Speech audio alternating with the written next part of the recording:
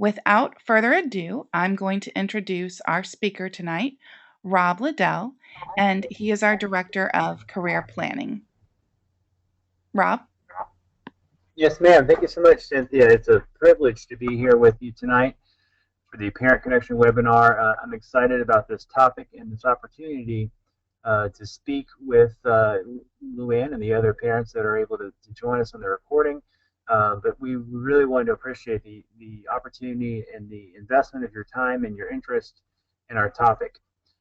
So when Cynthia initially approached me about the idea of a webinar, I was really excited to try to present something of a day in the life of a career counselor or academic administrator working with students' careers and advisement.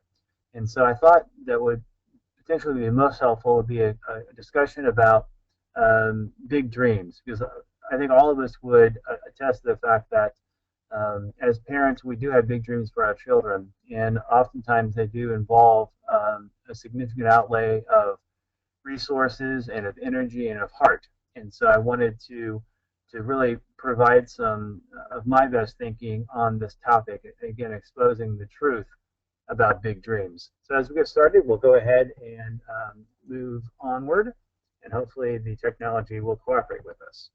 So as we can find our first slide, we're going to give a name with a face. Cynthia's capable leadership with our parent program is really showing quite a bit of early fruit, and we're excited about again, working closely together. This is just a quick picture, and be happy to fill up whatever I can as far as my background, but I do have about 7.5 years of experience working in higher education institutions, career development, on outcome assessments, academic management, and in human resources. So this opportunity at St. Leo has been quite a find for me to have the opportunity to kind of pull in the different aspects of my career thus far and roll it into a really fantastic institution. I've been in this role now for nearly 2 years, and I'm very excited about the chances I have to meet with students and propel them forward to the realization of their big dreams. I don't want to oversell this, but becoming a parent was my very, very first big dream. I was raised in a very nice home and with a mother and a father that cared for me and really sacrificed to give me opportunities. But I recognized early within myself that the power of parenting is fully materialized when there is quite a bit of honesty in the relationship. And so I'm eager to, again, talk about these big dreams, not only to share some of my early big dreams of being a husband and a father, but also working in a higher education institution such as St. Leo University, trying to assist and to help clarify big dreams for other people, especially our students. So with that backdrop, I'd like to go ahead and get started and share a few simple truths about big dreams. So hopefully you're able to see my screen. I believe that you are. And so I wanted to start with this thought, is that we're seldom, it's hard to realize a dream without tons of unglamorous work. And I think a lot of times students would prefer to have everything kind of lined up on a silver platter where there's plenty of access to it. There's a very clear course that's been charted out. And oftentimes we like the idea of progressive levels of responsibility and maybe more interesting levels of work. But unfortunately, I think as the economy has proven time and time again, there's been several opportunities for us to really to grapple with the question of what does a prepared student look like? Obviously, from a higher education perspective, we like to think of students being well-rounded and well-prepared in a curriculum that is not only rich in the sense that it has the world's best knowledge in a liberal arts curriculum, but also something that's market ready and relevant to the jobs and the careers that are facing us in this new economy. But a lot of times, as I mentioned, students would just prefer, and I think most parents would also prefer, to have a checklist, if you will. So A leads to B, leads to C, leads to success. And unfortunately, a lot of times students can grow to become desensitized and at times frustrated in the sense that there needs to be quite a bit of effort that goes into this process. One of my favorite philosophers is Soren Kierkegaard, And he says that with God's help, I'm going to become myself.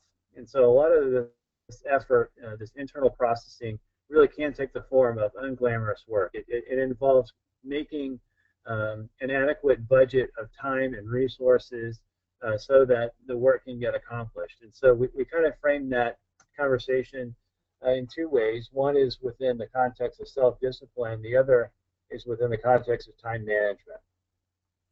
And so I think both of those capacities or competencies are spoken to more broadly in a goal-setting conversation. So from the career planning perspective here at St. Leo, yes, we can help a student learn how to write a resume. Yes, we can help prepare them for an interview. We can even, in fact, most times introduce them to people within their chosen professional field. But a lot of times there needs to be attention paid to doing the smaller things and really clarifying our goals, what we want out of life. And more than that, how do we get from A to B? And so, yes, it's linear in a sense, but it's a very complex process that involves valuation and then enacting behavior and modifying behavior based on that valuation of efforts and behaviors. So a lot of times there's been a lot of conversation in my field of work about the value of student employment and the value of internships. And as this conversation has matured over the last several years, we've seen more and more institutions of higher learning focusing their resources in creating meaningful job experiences on campus. And Cynthia is, in fact, on the forefront of this argument, and she's really has invested herself in previous positions to really bolster this activity. We have designs to do a similar thing here on campus for our undergraduate students primarily, but also for our graduate students to a degree. But the larger context also has to speak to internships. And so there's a legal aspect about paying interns versus an unpaid internship. And so my perspective on this matter is it's okay to take an unpaid internship. Obviously, the preference might be a compensated internship, but the experience that a student would glean from working in a professional setting, it can in fact be very, very meaningful and can help propel them to untold heights within their career, reaching towards their aspirations. But sometimes that work might seem very, very far away from the spotlight. So it's important for us to recognize that hard work and in fact, and glamorous work at times needs to be put in order for a student to fully appreciate the inner workings of an organization and what a career is actually composed of. The second truth about big dreams that I like to share is that the fact that it's oftentimes it's almost impossible to realize a dream unless it's tied to one's strength or talent. And in order to speak to this, I think that a lot of times we might look back deeper into our own biographies, and if we'll test it ourselves a little bit, we'll find that we're most fulfilled and we're most satisfied with our efforts when we're tied to something very, very I'm going to use the word primally. It needs to be an essential part of our core for us to really gain traction. Because if we're honest, we'll look back and say there were adversities, there were trials, there were tests, there were periods, dry seasons, one might refer to them as.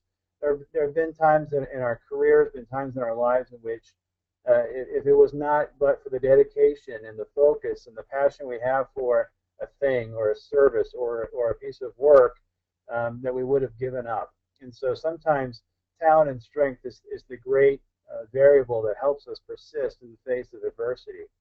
And so oftentimes in a career planning context, we don't start necessarily with, here's the job we think you'd be good at. We really try to help our students ask themselves tough questions and then challenge those answers, because oftentimes some answers have been scripted, some answers have been provided by others, and so it's important for us to really get at the core of an individual. So we actually spend about a year and a half really trying to coach our students through a values clarification process by which they really begin to become conversant with their own values. Because oftentimes we know by reflecting on the research literature that our values are caught and taught, meaning that going back to the age-old question is, am I a product of nature or am I a product of my nurture? And so obviously I'm going to advocate for a middle position um, where I think of a combination of both. And so one's values are surely influenced by their parents, their upbringing, their religious community, their previous academic communities, but also it's an intentional piece that needs to be brought forward because, like a core value, I would say that one of the most defining attributes of core value is something that's been tried in the real world. And so, in order for a value or a faith to be trusted, it must first be tried. And so it's really, really important for us to establish this rapport and this relationship with all of our students about the idea of clarification of values, and then begin from that point to start setting out goals that would be realized, not only the long-term aspirational career goals, but also the short-term goals about student involvement, about leadership experiences, about growing one's personality so that it is fully expressive and representative of who they are. So this is a very, at times, messy work, but again, the primacy of centralizing your efforts about your talent and strengths, it's significant. And so we'll kind of join this counseling perspective with some pretty rigorous assessments. And so three of the assessments that we'll offer all of our students is we'll offer the Myers-Briggs Type Indicator. It's the MBTI. And this MBTI, it's been pretty well traveled. It's been commercialized. And we'll see a lot of references to it as someone speaks about a preference for extroversion versus introversion.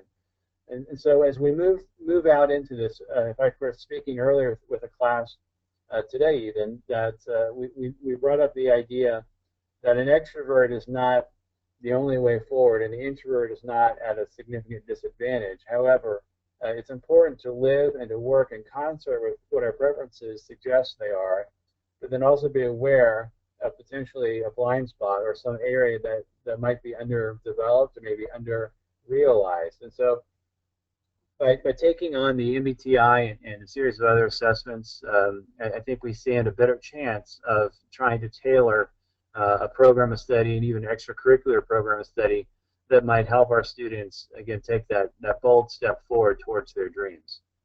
And so two other assessments that I'd also like to mention. We also offer the Strong Interest Inventory, and this is based on quite a bit of research. John Holland and others have kind of culled together and developed a pretty sophisticated assessment tool that would begin to focus an individual's interest around careers. Because again, it's good to know something about yourself, but it's powerful to know something about yourself and then tie it to the world of work. And so as we continue to build a pyramid, it's really important to think about a pyramid with a very strong base. And at the very top is the self-actualized individual. So if you're familiar with the work of Maslow, the hierarchy of needs, that's kind of where we're aiming at from a developmental perspective. So the Strong Interest Inventory can be used in a number of different applications, and it's got a potentially, it's got an introductory assessment that we also offer. It's called the Self-Directed Search, or the SDS is the vernacular in my discipline. And so the Self-Directed Search and the Strong Interest Inventory are two other instruments that are slightly more vocationally or career oriented as opposed to personality based. But again, unless the student has some clarity and some comfort with their talents and their strengths, and I would even argue their values, it's really, really uncommon for those students to not have those pieces discussed and reflected and internalized and still realize a career dream. So I'll go ahead and ask the next slide. So again, as we continue to work, let's just be honest and call us what this is. This is a dynamic, humanistic approach in the sense that we all have to work with other individuals. And there are some that would profess to have a very strong preference towards introversion, and they don't feel like they have much need or much to offer for human interaction. But truth be told, that's really an uncommon occurrence. This is growing to be a much more interconnected economy, almost a global economy in some sectors.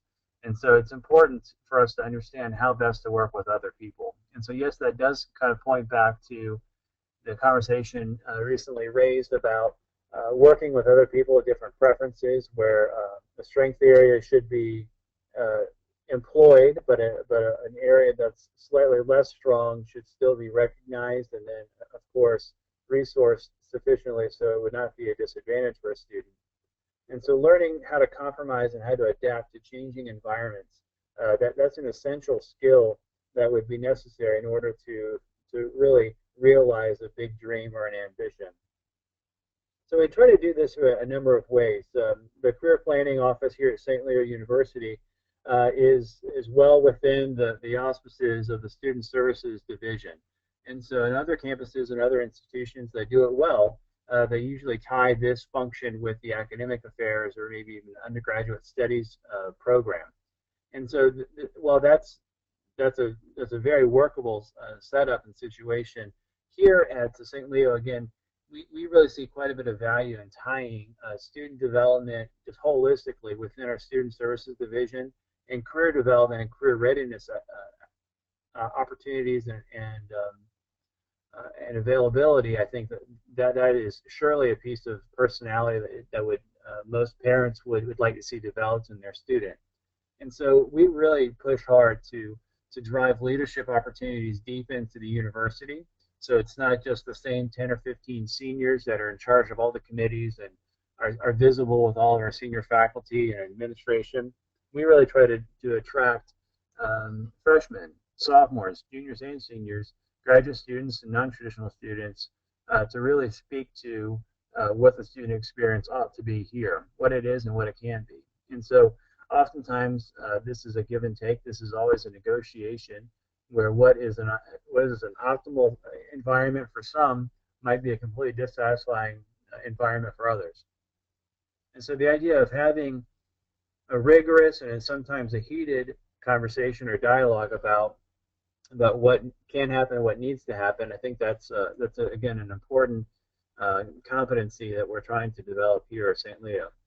One of the unique opportunities here is my involvement with the student government. I've actually been tasked with, I competed for the task of advising our student government senate. And so this is a collection of 32 undergraduate students that come from a range of majors and across all 4 years of our collegiate experience to really get together and talk about the best way to tend and the best way to steward the opportunities for the rest of the student body. So it's been an interesting experiment, or opportunity rather, for me to observe them negotiate and to compromise and really try to find workable solutions that have the best at heart for most students. So again, the ability to compromise and the ability to adapt, even the eagerness to adapt, I think that's again some of the material and the competencies that we're hoping to develop with our students. And we find that is a desirable skill from all employers. Yes, this is one of my favorite slides that Excuse we've me, Rob. developed in the last. Yes, I'm sorry. No problem. We did have a question. Oh, The good. great. The question is, so if a parent is noticing that that ability to compromise and adapt is not present in his or her student, do you have any advice for ways? Do you have advice? What advice would you give? Sure. I think for the parent who again knows their student better than most, I would say that it's important to encourage the student to really reach out. And I think it ties in nicely. The question being asked obviously comes off the last slide, but this current slide it helps quite a bit as well.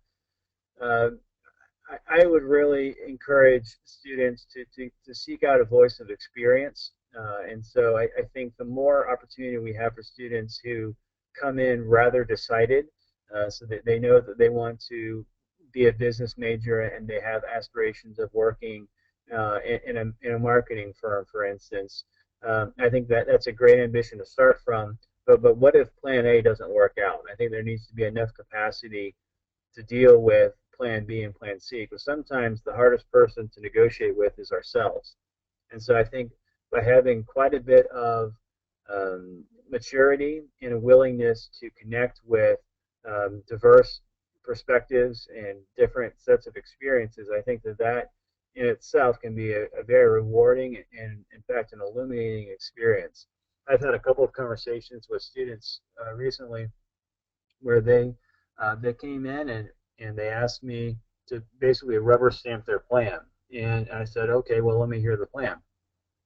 And some of the efforts and some of the thinking seems to be fairly well targeted, but I think that there's some significant gaps between being a political science major and then showing up and getting a job in politics without having any experience working in a campaign, working with a cause, any significant experience drawing interest to a candidate or an issue. And so I think in those cases, I've usually tried to maintain an open and objective viewpoint. But in the end, I think that my value in a counseling perspective is to be brutally honest, not to the point where I'm going to sour the relationship, but where the relationship is strong enough so that they can hear perhaps a critique of their thinking. I'm usually the one that students can appreciate that for, because again, I'm not prescriptive in the sense where you need to do these 9 steps to get to your career, but I am interested in filling in where you have some soft spots in your decision making and in your planning. So in the case of the student, I always try to say, have you done an informational interview? Have you talked with someone else that is actually filling the role that you hope to fill upon graduation? And when those situations, when that situation is answered with a no, I've not asked anybody, this just makes sense. I'm able to connect them with a working professional or a colleague of mine who has very close ties with the field in question, and we're able to try to again work there because again I think our students on a general perspective, they're not short for confidence. Some students are guarded and they're not willing to volunteer their plan, but the ones that have been forward enough and been confident enough to share their plan with me, I think there's always another conversation to be had. There's a new perspective to be appreciated. There's more research that goes into the field that would help to identify maybe some causal links that might not be fully understood and appreciated earlier. And so again, I kind of have a reputation of being not necessarily confrontational, but again, being willing to speak the truth in love. Because the worst thing that we can do is give our students a lot of false optimism and false confidence that again doesn't square up with what they experienced on their first job search. Does that seem to help the question, son? I think it does, and to that end, um, as far as I had a personal question for you, Rob. Um, when you're talking about the ways that you helped your students to, I guess you were using the word confrontational or what have you. Um, could you talk a little bit about briefly some of the resources that you and your staff have for our attendees? Sure.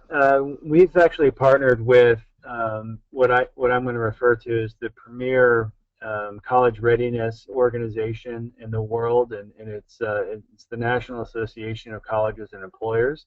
And so NACE does a fantastic job of bringing resources to bear, and these resources are not only um, they're multi-dimensional in the sense that they use video, they use static language, they use experiential components, but they're really trying to quicken the gap between what a student knows and what a student needs to know. And so this can be very, very powerful in providing some further context for a student to consider. So, of course, our professional association, NACE, does a nice job, and we've actually contracted with a third-party provider with some tools. And so, for instance, if a student is interested in working internationally, we've got a subscription to Going Global, which is a nice software suite that helps to identify local customs, job opportunities, internships, living out of this country and into another, et cetera. So the international piece is there. We are in discussions and in negotiations with providing a resource for students called Glassdoor, if you're familiar with it. Glassdoor, in exchange for um, basically lived experience, they'll grant students access to company profiles, jobs, median salaries, entry salaries based on years of experience and location, the hardest interview question asked and their answer. So they really try to give the student and the job seeker as much information as possible to, again, try to predict a more satisfying job search process and outcome. So between those two technology tools, of course, we also have our own personal networks. We really value and appreciate the benefit of what our colleagues can share with us. And so as they're the right sorts of colleagues, the ones that are collaborative and student focused and interested in development, we're eager to share the relationships we've been able to win with employer partners and with regional partners that have designs on advancing students into places of opportunity. That's great, Rob. Thank you. So I think that response, hopefully, it would answer your question, Cynthia. But I think it also goes right back to the slide at hand here about the realization of dream being requiring asking for lots of help from others. And again, it used to be the sense where you could get a pretty good looking resume and start walking in a concentration of employers, knocking on doors, leaving resumes behind, and that form of job searching is it can still be effective, but oftentimes there are some advantages. And so we really try to help our students grow a skill set that would include networking and, again, informational interviewing and really being an active learner and an active owner of their own life. And so sometimes people would characterize seeking of help as a position of weakness, but in fact, it's exactly the opposite. Students that have invested their time and their ability in figuring out certain things about themselves and about the world of work and about how they project themselves as being happiest in work, there's going to be a necessary amount of questions that need to be answered. And so, of course, experience is the best teacher, but if we can borrow the experience of other people, that's usually seen as a pretty effective shortcut, and it helps build greater potency when one's looking for a job. And so we will help students learn how to use um, uh, formal dinners. For instance, we recently hosted an etiquette dinner on campus where a recognized etiquette and protocol coach came in and helped us understand how to network with others, how to carry a small hors d'oeuvre plate, a footed glass, and a napkin in one hand and shake hands with the other. And then we elevated from there, and we actually retreated to a 5-course meal from our university dining services, again in a formal business setting. So again, these are some experiences that I'm sure parents have tried to offer and most times successfully offer to their students. But again, having an external person making the same point, sometimes that has a greater opportunity for retention.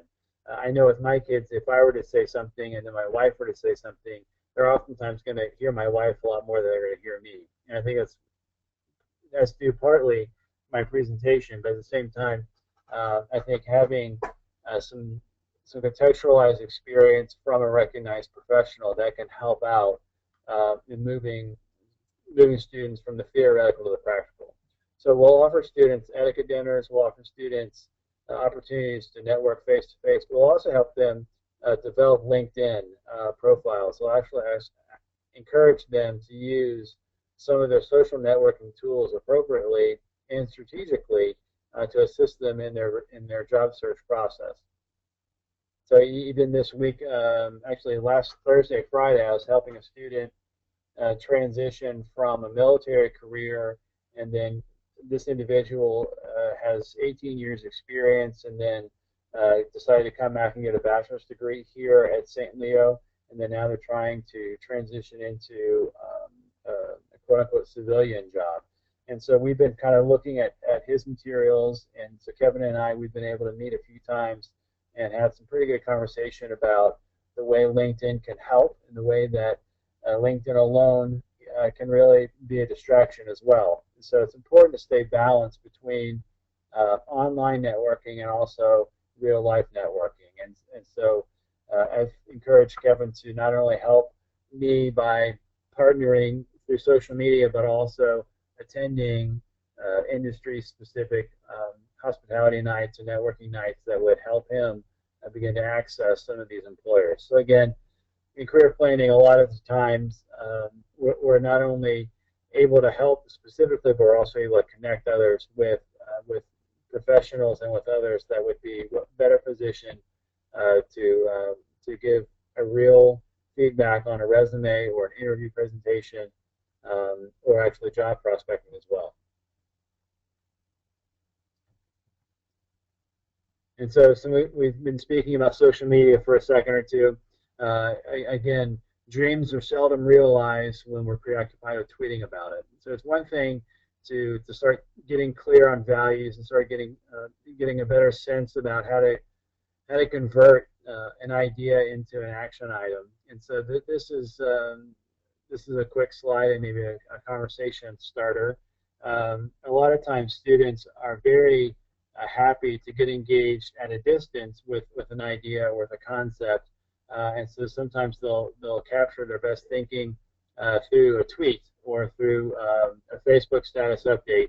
And those things have some value, but more and more we're seeing recruiters going out on social media to try to validate and also to prospect job candidates. And so it's important for us to understand that it's a good thing to think about your work and talk about your work and show an interest in your work, but it's also important to actually do the work itself.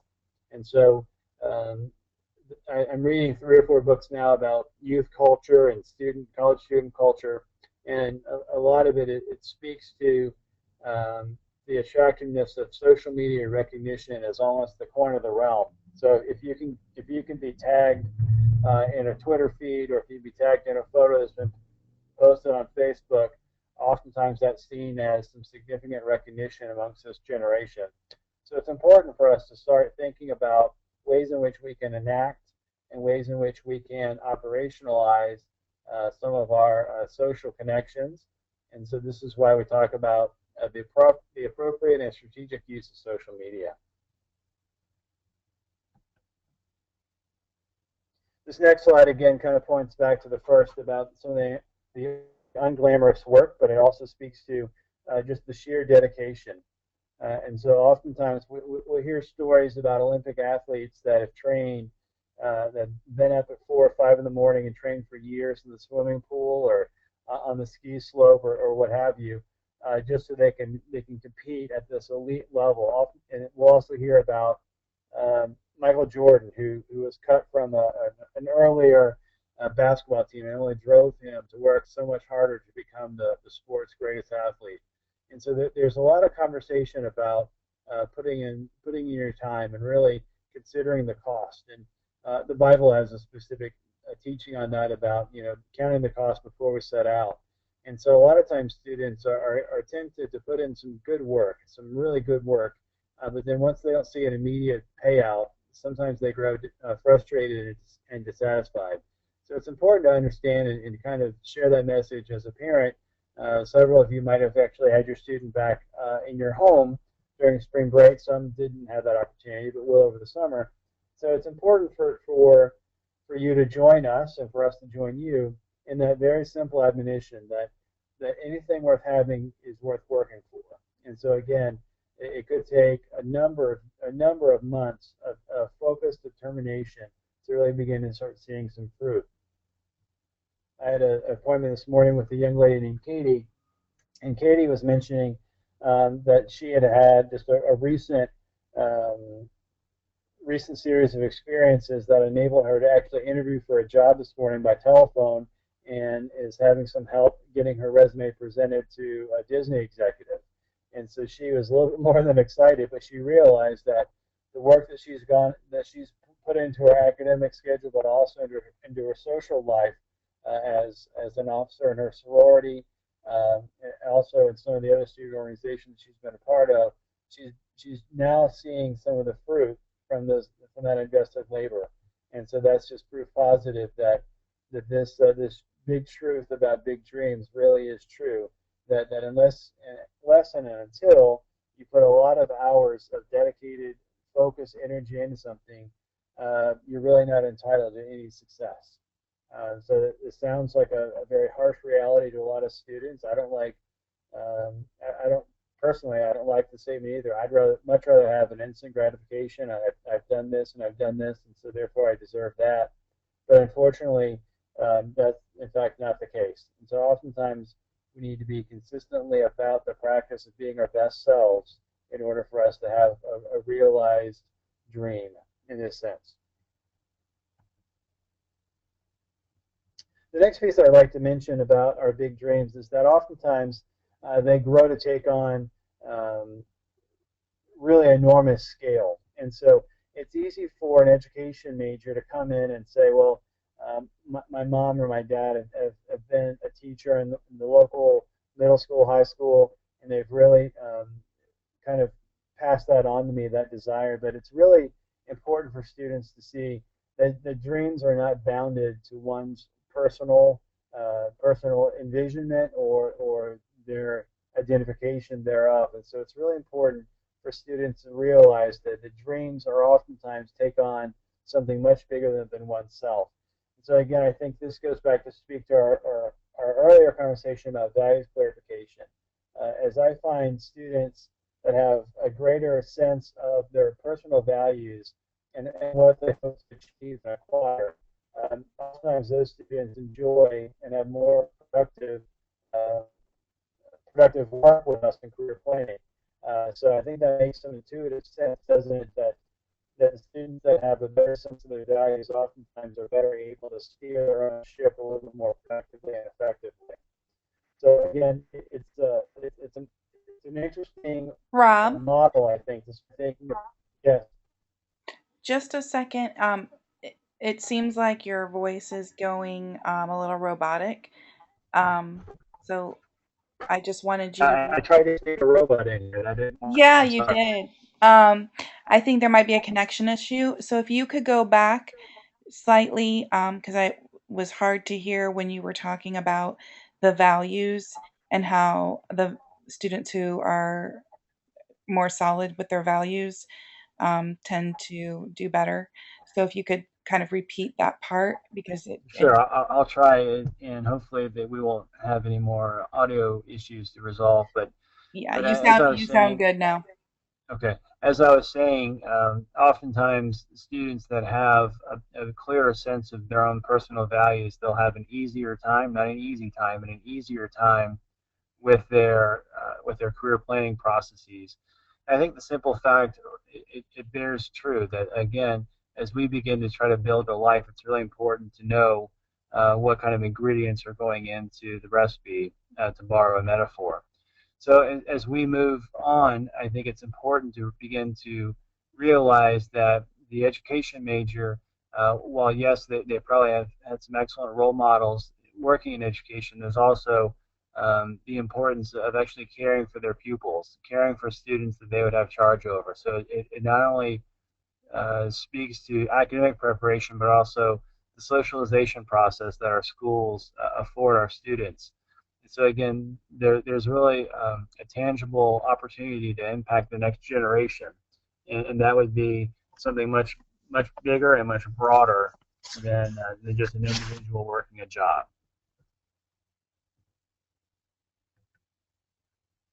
And I think our last slide, and hopefully we'll have a good 10 minutes or so for questions and answers or longer, is that oftentimes students will will find that snooze button, and it's not only a physical sleep but also mental sleep. And so sometimes I'll encounter students that will describe this as the hardest series of activities they've ever attempted, and I think that's right. But I think as we'll all recognize as parents that the challenges will continue to amass, and we'll have more and more opportunities to work harder and smarter and with greater impact as we grow older and as we mature and as we start to begin to realize some of our dreams. Um, Oftentimes we need to sacrifice some of the creature comforts that college and earlier life experiences might have afforded. I'll still bump into students that ardently guard their 2 nap a day policy. And I kind of ask that question: so what do you get out of that second nap? Is there really that much to give? That there's not a conversation to be had, there's not an experience or perspective to enjoy, there's not a faculty relationship to foster, there's not research that can be done, there's not a book that can be read, there's not art that can be appreciated, there's not a friendship that can be grown that would not outvalue what that second nap gives you. And so that's the prospect of starting early. Oftentimes, the way we start is the great indicator of the way we'll finish. And so if we start with great energy, we start with a mind towards taking care of what I need to take care of, there's oftentimes greater outcomes realized. I've been quoted a few times around campus by saying this: is that you have to do what you have to do so you get to do what you want to do. And so oftentimes that little phrase is taken on the meaning of sometimes all times we need to focus on what's required of us so that we can have the opportunity to do what we would describe as maybe beneficial. And so staying asleep and avoiding those interactions, and maybe protecting oneself from an expanded perspective. I think that can be a detriment to some students, and obviously in the realization of their dreams, but also being mentally asleep. Unfortunately, we're still finding quite a few students that are just finding our office the junior and senior year of school here. And so as we encounter those students, it's not that they intentionally left us out of their planning, they just didn't see the value. And so I take responsibility for maybe not articulating with enough urgency the need and desirability of starting early. But again, I think that can only be augmented by a very intentional presence of our parents and the rest of our administration. So students that would stay away, that would just believe and continue to believe that they've got all the time in the world necessary. Unfortunately, those same students will come in either through email or into our office in St. Edward Hall, and they'll say, I just had a great spring break, but I just realized I've got 3 or 4 or 5 weeks before I graduate. I need to find that job. Say, well, what have you done to date? Say, well, I haven't done anything yet. I don't even have a resume. And so those students oftentimes they are recipients of expedited services. We want to make sure that we have every opportunity to work with those students. But again, if we can get students to start early as the first year, as early as the summer before they matriculate, um, again, we feel like those students oftentimes have the best outcomes because, again, we want to focus our efforts on values clarification and goal setting. So so by staying alert and awake and in tune with what the processes are, again, it takes as long as 6 months to initiate contact with an employer, to pre-qualify, to get noticed by a recruiter, um, conducting an initial phone interview, going to visit the site, and then again negotiating an offer. It could take as long as 6 months to a year for that whole process to roll through. So we really encourage our students along a developmental plan. For the first and second years, we're really interested in, again, values clarification, goal setting, and problem solving. And then as they enter the second half of their sophomore year or their second year and then the third year, we're really hoping that they're positioning themselves not only academically but also socially to have a rich set of experiences through our student organizations, the student activities divisions, but also to have a desire, maybe even a couple of locations picked out for an internship. Um, and then that way they can start their senior year and they're ready to move forward and begin that job search process that again takes longer than most students expect and anticipate. So again, the staying physically asleep and staying mentally asleep, I think they're marked um, by a common feature, and that being just an underappreciation for the complexity and the time necessitated before a job search can be completed and a big dream be realized. I think those were all my slides. I'd love to have several questions that I might be able to help with. Okay, just a reminder, if you do have any questions, please enter them in the chat box and I will ask our presenter, Rob Liddell, on your behalf.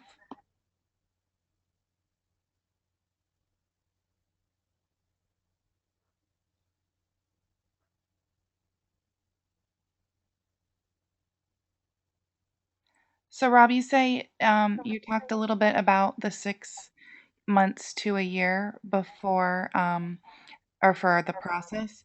Can you talk a little bit about if you know what you think, what you see as the trends in the marketplace, and if that is going to impact that timeline? Sure. I think I think a lot of the research and a lot of the labor market reports coming out from the Department of Labor, they are describing a slow and steady recovery to the economy, and so what we've seen heretofore has been this has definitely been a buyer's market, and so in the sense that that we can move out and we can develop and really target some employers. But it's been challenging because the employer requirements, because the economy has been so soft for the last several years, that they've been much more selective than in previous generations. And so it's really important to really get a game plan together early and begin to start some conversations much earlier in the process. And so I think 6 months would be a pretty conservative estimate. I think 12 months um, it might be overstated some. But again, I think that with with the advent of social media and background checks and budget fluctuations, it's really important to develop several sources and several opportunities that might materialize and represent themselves as jobs, rather than waiting for something that we hope to have happen. I like hope quite a bit, but it's much more important to have some more concrete planning to accompany the hope.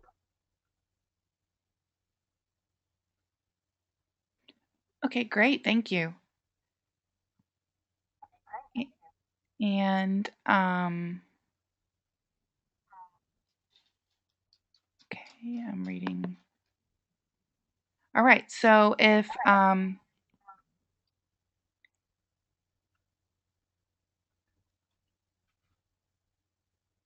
can you talked earlier about the strong interest inventory. Could you, someone had a question, just if you could talk a little bit more about that and if someone's interested in taking it, what the steps would be. Sure. The strong interest inventory is a psychologically licensed and restricted instrument in the sense that individuals need to be certified as being proficient with the theoretical aspect and so in order to have it administered, it needs to walk through a licensed interpreter and administrator, and so the university has seen fit to allow me to obtain that certification. And so last year over the summer, I was actually afforded the opportunity to complete that process. And so the strong interest inventory, again, it's based on the work of John Holland, who begins to situate an individual's interest with career families. And so the Holland typology, it utilizes an acronym. So it begins to separate careers and interest groups into certain categories, one being realistic, which would have a lot to do with having a tangible work product at the end, an investigative group, which has a lot to do with, if you think about scientific investigation, again, testing hypotheses, etc. An artistic interest group, which would, again, you would think would have quite a bit of visual and performing arts spoken to there, but it also has a lot to do with persuasive language. And so being an attorney might actually show as an artistic field in addition to being investigative. There's a social interest category, and social is not the life of the party, but it's individuals that are um, eager to help others, and so oftentimes individuals working in education and human services usually uh, cluster around the social focus. Let's see, there is the conventional, which again is kind of oriented towards task following and procedurally based occupations. There's also enterprising, which is, again, some more of the persuasion, but it's also the executive and leading kind of interest group as well. And so as we find students interested in taking the strong interest inventory, we have I personally maintain a profile, if you will, so that students interested can come into the office and I can set them up with a unique URL, an internet address that would grant them access to my consultant's profile. And then that service is then provided. So it's about 120 question assessment tool that again is interpreted, and then interpretations can take about 45 minutes to an hour and 10 minutes, depending on the complexity or the clarity of the responses. And the strong interest inventory is robust in the sense that it not only helps to identify an individual's key traits and interest areas, but it also begins to show those as a reflection of how they respond to individuals holding that role. So they compare results and findings to incumbents of that position. So every 2 or 4 years, they'll go out and the keeper, the copyright holders of the assessment will go out and survey a representative sample, again, holding ethnic and social economic standards constant. So get a representative sample to reflect on what a leisure executive, so someone that might work at a YMCA or someone might work at a hotel property, etc., how they would respond to the instrument. And then as individuals complete the strong interest inventory, their responses are compared against the other responses to see if there's a bias in taking the assessment, or if there's any significant gaps that there need to be some further exploration dedicated to. So it's a fairly complicated process. The self-directed search is based on the same theoretical footing, but it's much, I think it's cleaner in a sense. I think the strong gives much more information, but the SDS does provide some very good animated thoughts to help us begin the conversation or advance the conversation beyond a point of a plateau, beyond general pleasantries. The SDS and really any assessment tool will help propel the conversation forward. Okay, great, Rob. Thank you so much. At this time, do we have any You're other welcome. at this time, do we have any other questions?